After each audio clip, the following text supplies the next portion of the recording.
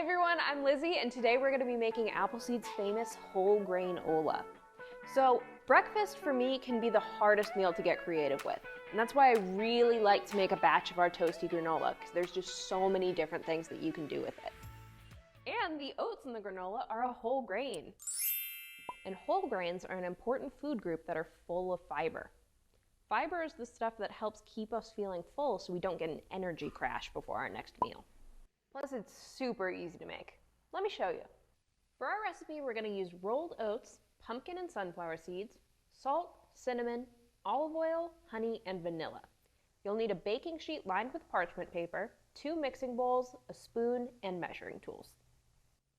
Your first step is to preheat your oven to 325 degrees. Next, we're going to add our oats, which are actually a superfood. They're packed full of not only fiber, but also protein, vitamins, minerals, and micronutrients. And then seeds, which are also really good for you. Feel free to add your own combination of nuts, seeds, or even quinoa. Now we need 1/8 of a teaspoon of salt. But neither of these are an eighth. What do you do if you don't have a 1/8 measuring?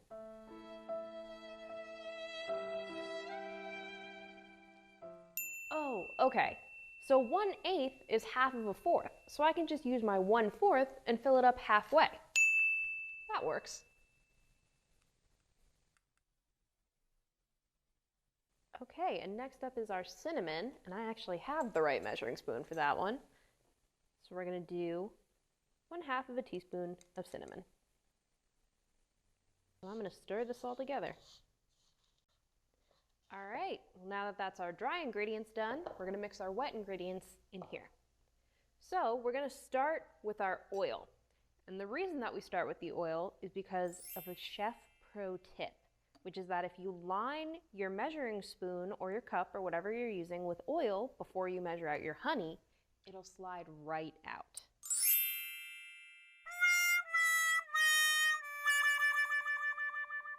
All right, now let's add our 1/2 teaspoon of vanilla and mix all of our wet ingredients together.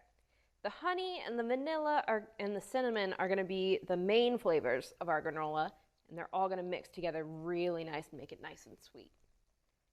And now that our wet ingredients are all mixed, we're going to add that to our dry mixture and stir it all together. Now we're going to spread our oat mixture evenly on our baking sheet. I like to line mine with parchment paper, but if you don't have that, you can also use tin foil or use a light coating of oil. But you want to make sure that it's spread really evenly so that it all cooks at the same time. All right, let's pop it in the oven and check it in 20 minutes. It smells so good. You can tell that our granola is done by its nice golden brown color. It's all nice and toasted. I can't wait to eat this, but we've got to let it cool for a minute first.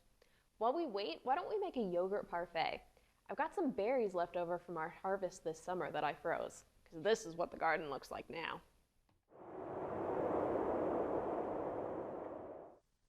A parfait makes a really good breakfast. It's made up of layers of yogurt, fruit, and granola. Now this looks like a good breakfast. Did you know that granola was actually invented in 1863 and was originally called Granola?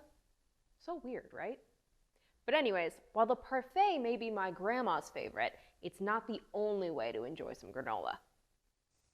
You can have it with milk and a banana, or for dessert on top of a baked apple. Or add in dried fruit for a tasty snack on the go. Granola is a really great way to get those whole grains into your diet that give you long-lasting energy throughout the day. How will you enjoy your whole granola?